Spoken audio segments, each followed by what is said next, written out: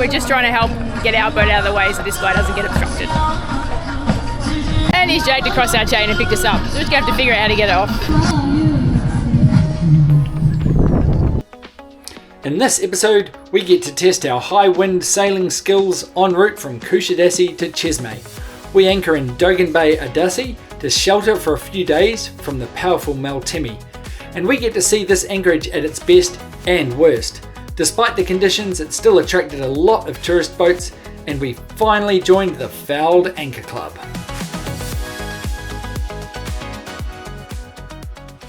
Welcome back. Today we are leaving Kusadasi, which is a town we really enjoy. We are heading west. We're making our way towards Cesme, which is our checkout port. Our visas run out in 9 days. Our plan today is to head as far northwest as possible. There is an area about 25 miles away that has some nice protected anchorage, so fingers crossed we can go to there. To bring the mainsail up, we have to point directly into wind, so there is no tension on the mainsail when we're hoisting it up. That was quick, just put the main sail up, reef 2. We're anticipating quite a lot of wind today, we don't need to stress about it. We've only got about 25 miles to run. It's been a lovely sailing day.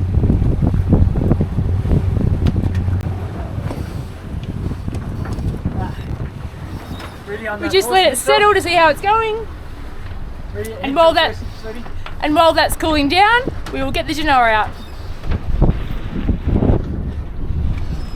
Got to put the power sail up and Kel's going to run it out for us. Go.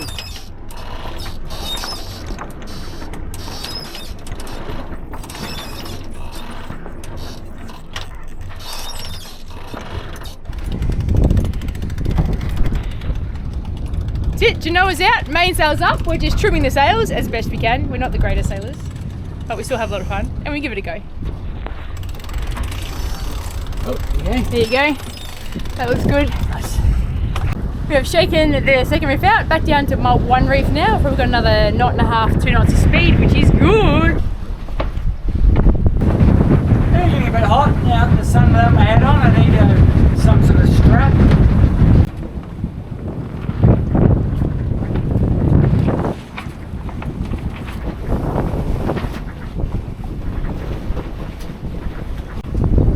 Just look at the coast behind me. You probably can't see much, but Kusadasi is right astern, and then the bus I took to Ephesus went via a huge beach over here called Pamachuk, and then that's the entrance to the Meander River, which is the river that Ephesus is on. The only thing is, 2,000 years ago it was 3/4 of a mile from the Aegean. Now it's 3 miles, which is why the city didn't last past about 400 AD. The name Meander is interesting because that is the origins of the word to meander. We're flying now 8 knots, which may not sound like very much. And it's certainly not if you're in a car, but if you're in a boat, it feels really fast. That's great for Dakini. Far too fast to be going fishing, but we're still fishing. It'd be pretty funny if we realised the secret to fishing is going really fast, which we rarely do. Catch a tiny sardine, that would be like a massive tuna, because we're going 8 knots.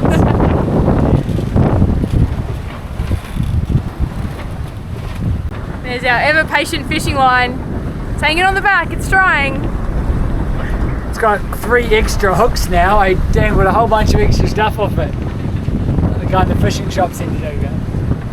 So today we are going from Kusadasi, which is down here, and making our way northwest, west-northwest into here. Cesme, where we're checking out from, is round the corner here. So we've got 9 days to get there. We're going to head to here and decide to either go to an anchorage up in here, which will be nice and protected from the northwest northerly winds, or perhaps in here, which is another good anchorage, or even over here, which looks like it's got lots of cool little anchorages. Silence is golden. Just under 8 knots of true wind, so sails only, and we're doing over 4 knots. So we're actually sailing really well now with a beam wind going exactly where we want to go. Kel is in protect herself from... Hiding from the black flies, they're biting me. She's hiding from the black flies because they're about, and we're expecting them in the next anchorage unfortunately, but it's got hot springs, so it might be worth the risk. Woohoo! Just like that. 10 knots on the beam, giving us 5.5, 6 knots through the water. Still slow enough to fish, just loving these conditions.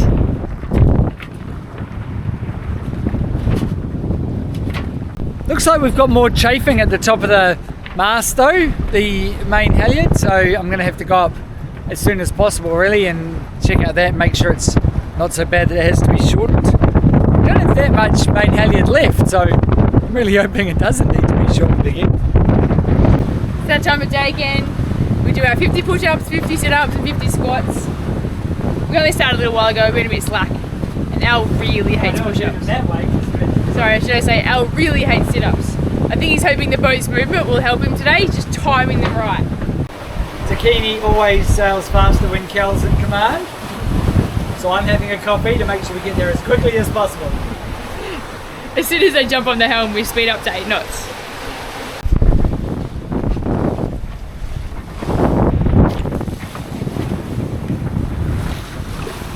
We were flying, okay, 8 knots again, not that fast, but we sail beautifully well. The boat becomes really stable. It's just such a nice sailing speed.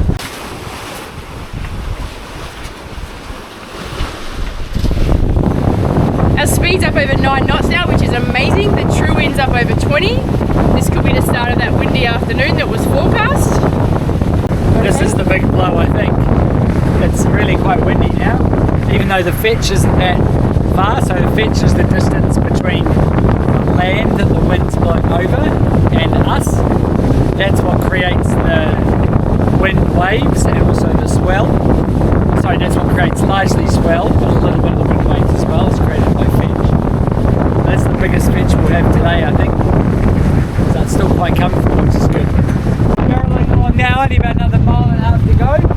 We're certainly hoping we can get enough lee behind the land to drop the mainsail relatively easily. The apparent wind just came up to over 30 knots. Port a little bit. We've got 1 mile to go, so we're just going to pull that head sail in before it gets any worse to keep us nice and safe. Radio, I'll go up and finish it off. Okay, I've got to go to my course then.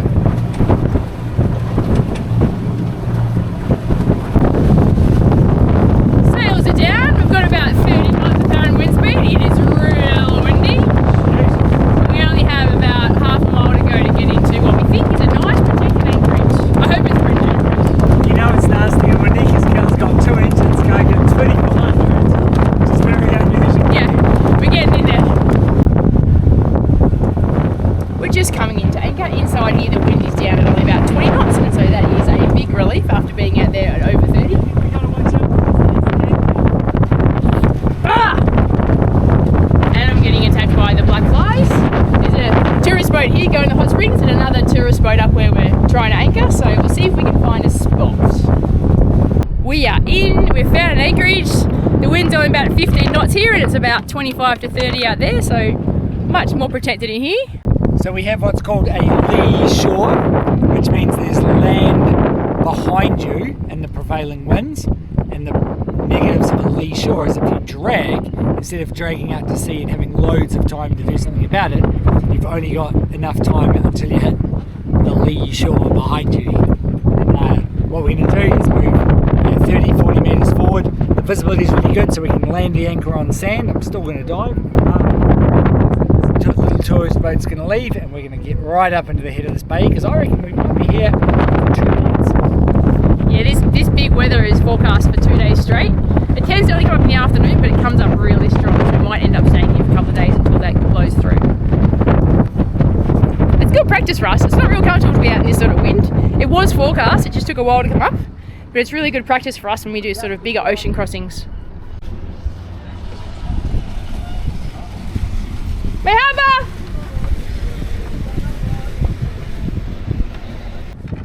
Our second time in anchoring has worked, I think, much better. We're about 80 metres from the westerly shore, but there's no forecast of any easterly winds. We've got 30 metres out, so it's not pretty really there. And we've got 100 metres to there, 120 metres to there, which are our biggest dangers. So this is good. You might turn on the pump, please. Sure. I may have gone slightly overboard at the market, and that's not even all of it. The challenge is I have to fit it into this little fridge. And the other challenge is you can't really buy much less, because if you go to buy a couple of tomatoes or a couple of chilies, the store holders tend to just give them to you for free because there's enough for them to worry about, and I feel bad. So I always want to buy enough. Tonight is definitely a dinner full of market deliciousness. We have a giant Greek salad that we've made from all market ingredients. Some meat that we had in the fridge topped with our new jalapeno onion and capsicum mix.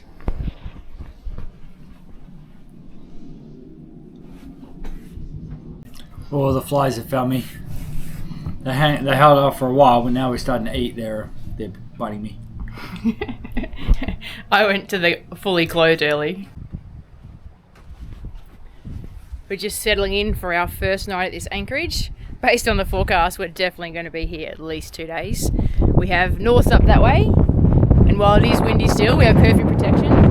It's only about 15 knots in here, you can see. Out there it's probably at least 30 at the moment, and it's going to stay that way for a couple of days. Al's just been out for a spearfish, and he actually went over to the hot pools. He said that was so hot that when he left them it was freezing. He got back to the boat, he was shivering, which was pretty funny. But it'll be really nice. The boat's sitting really well because the wind's just holding it perfectly, so we're going to get a great night's sleep.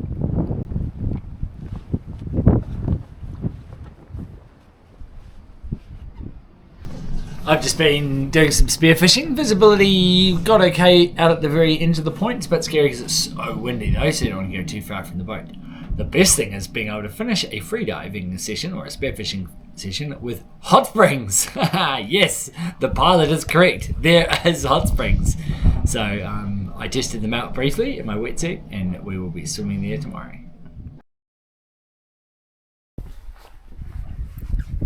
We both had a fantastic night's sleep last night. The anchor held really well, even when the winds are really heavy. This morning we've woken up and there's everything from 15 to 30 knots of wind, and the forecast has that those winds are going to stay all day, so we are going to stay a second night. I never even got to full extension over there. We're in the same spot.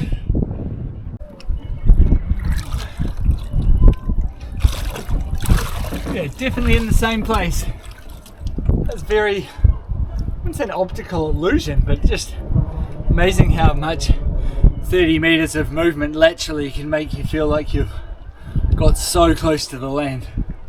Yeah, so we were busy doing some administration. I look up and there's land that looks very, very, very close. And because we've dragged a couple of times and it's been so windy, instant reaction was that we were not in the same place. So we just shortened the chain in a little bit. I've gone and dived the anchors in exactly the same place. Just a very unexpected wind shift that really swung us towards the rocks unexpectedly. It's a Saturday in Turkey today, and I think lots of people are doing day trips to the hot springs, which is where we're anchored. Over there we've got two little boats at the hot springs, and then we've got one in front of us just trying to anchor now. They get really close. Really, really close.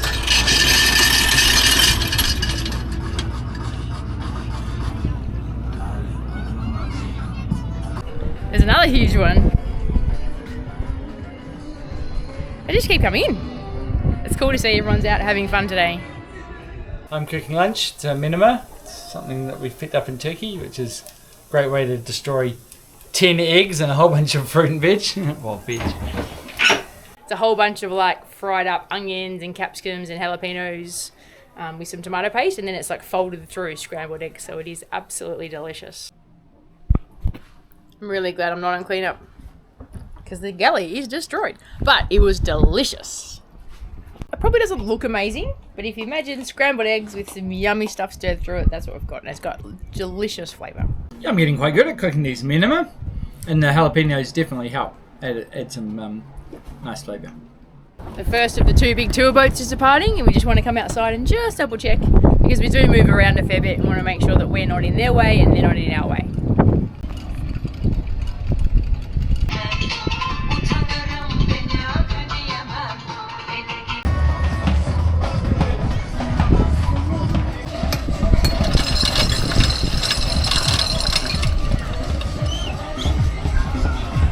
We just got our engines on and we're moving our stern out of the way just to keep guy here.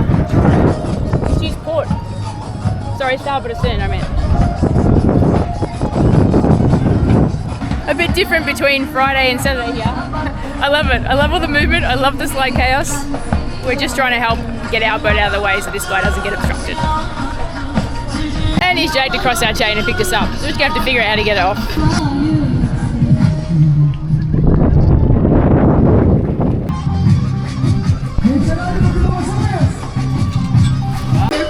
I think I'm going for another swim on our anchor.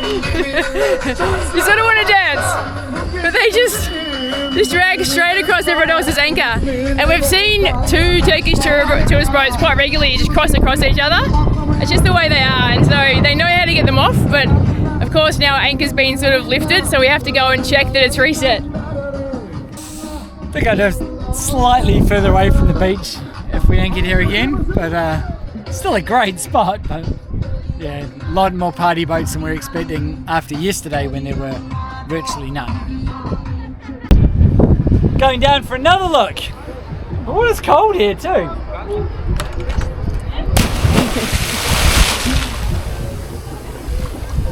That was a sweet margarita. So the good news is that the anchor has not moved. They've just picked up the chain, which just brought us flying forward. But that's okay. About 4:30, and we're going to swim over to the hot springs while it's nice and empty and check them out before we settle in for the night. I went spearfishing yesterday and actually swam through a lot of this bay, and there's hot water bubbling up all over the place. But the hottest springs I found were all the tourist boats have been going up against that little island face. It's going to be a pleasant swim. Visibility's not great here, but this is a really nice little anchorage. The hot springs are a really pleasant little treat. The only problem is the cold swim back. They are already a distant memory. Yeah. And it is cold. They're quite hot and warm, and you're sitting in there and it's beautiful, and you come out and it's windy and cold. You're like, ah! You just have to swim back to the boat. And now I'm hoping there's hot water left for the shower. Sorry. This has been a fun spot. The swim to the hot springs this afternoon was absolutely my highlight. And tonight we're just settling down to watch sunset and have a bit of a cheese board for dinner because neither of us can be bothered cooking. Tomorrow we are off. We've had 2 days here hiding from the northerlies, and tomorrow they've reduced down a bit. Well, at least that's what the forecast says. So we're going to get out of here as early as we can and make our way west.